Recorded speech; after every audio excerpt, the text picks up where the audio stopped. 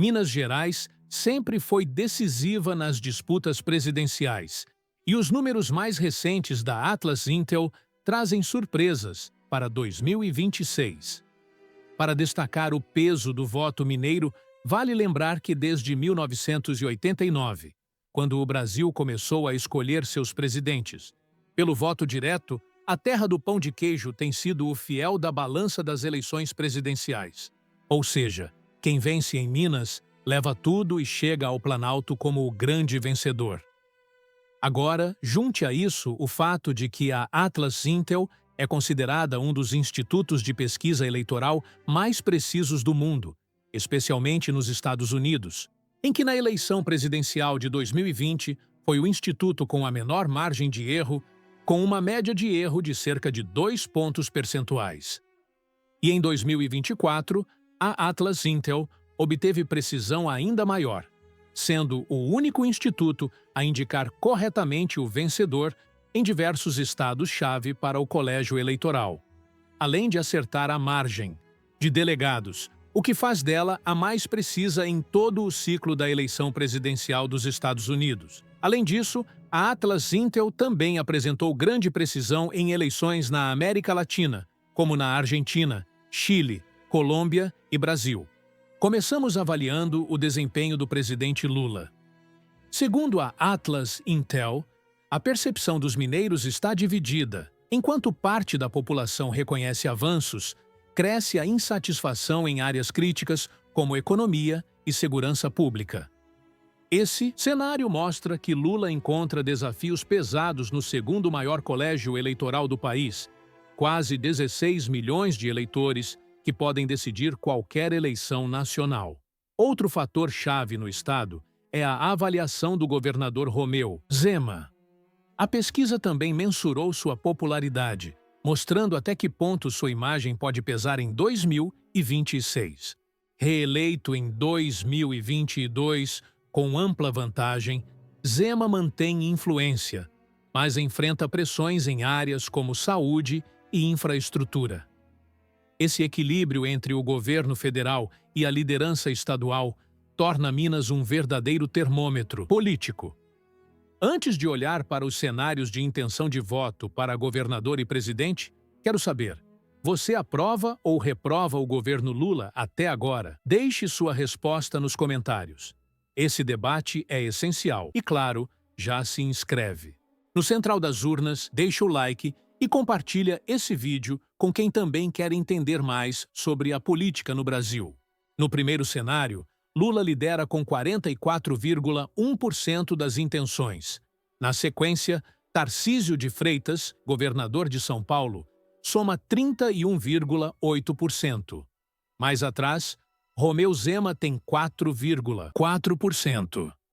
Ratinho Júnior aparece com 4%. Pablo Marçal com 3,6%. Ciro Gomes com 3,4%. Ronaldo Caiado com 3,2%. E Eduardo Leite com 1,4%. Apenas 4,2% optaram por branco, nulo ou não souberam responder. No segundo cenário, a disputa fica mais direta. Lula aparece com 40% e 4,2%, enquanto Michele Bolsonaro registra 20% e 9,7%. Depois vem Romeu Zema, 7,1%, Ratinho Júnior, 5,2%, Ciro Gomes, 4,5%, Ronaldo Caiado, 4,3%, Pablo Marçal, 1,8% e Eduardo Leite, 1,1%. Aqui, somente 2,2% declararam intenção de voto nulo ou indecisão. Chamou a atenção da equipe do Central das Urnas o fato de que, nos dois cenários avaliados até agora, se somarmos os votos dos candidatos da direita e da centro-direita, haveriam votos suficientes para derrubar a hegemonia petista já no primeiro turno. Entretanto, não podemos esquecer que o Partido dos Trabalhadores sabe disputar eleições como ninguém, e que, para esse cenário se concretizar, os partidos teriam de abrir mão de suas candidaturas majoritárias, o que não ocorrerá, Haja vista a necessidade de ter vários palanques para construir e fortalecer as bancadas na Câmara Federal e no Senado. E se Lula não disputar e o PT lançar Fernando Haddad? Nesse caso, Haddad soma 36,2% contra 32,2% de Tarcísio. Ciro Gomes aparece com 7,5%. Ratinho Júnior com 4,3%. Zema com 4,1%. Caiado com 3,1%. Marçal com 3% e Eduardo Leite com 1,5%. Desta vez, o número de indecisos e nulos sobe para 8,1%. A Atlas Intel também simulou segundos turnos. Entre Lula e Michele Bolsonaro, há quase empate técnico. 48,8% para Lula e 47,9% para Michele, com 3,3% de nulos, brancos ou indecisos. Já contra Tarcísio, Lula perde 46,6% contra 48,4%, com 5% de indecisos ou votos nulos. Ou seja, mesmo liderando no primeiro turno, o desafio do PT em Minas é grande na fase final. O que esses dados indicam? Primeiro, Lula segue sendo o nome mais forte em Minas, mas enfrenta adversários competitivos. Segundo, Michele Bolsonaro herda parte do eleitorado do ex-presidente Jair Bolsonaro, mas ainda não atinge o patamar de Tarcísio, que se consolida como principal rival. Terceiro, sem Lula, Haddad mantém o PT competitivo, mas com margens mais estreitas e maior dependência de alianças. E você, se a eleição fosse hoje, em quem votaria? Lula, Haddad, Tarcísio, Michele ou outro nome? Deixe sua resposta nos comentários e participe do debate. Outro ponto que pode preocupar o presidente Lula é a sua taxa de aprovação, que em Minas está dividida, mas sua rejeição já passa de 50% em parte da série histórica da Atlas Intel.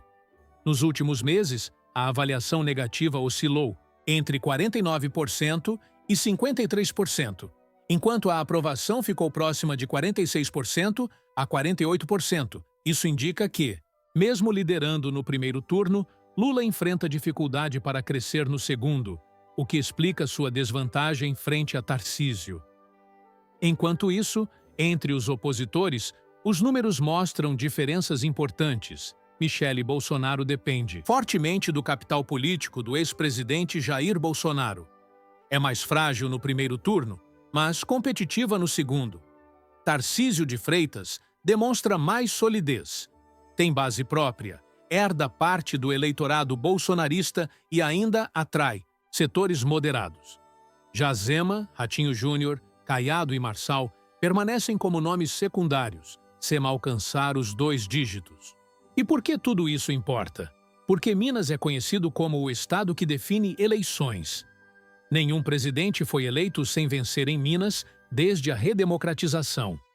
Em 2014, Dilma superou Aécio no próprio reduto dele e garantiu a reeleição. Em 2022, Bolsonaro venceu no primeiro turno, mas Lula virou no segundo, confirmando a vitória nacional.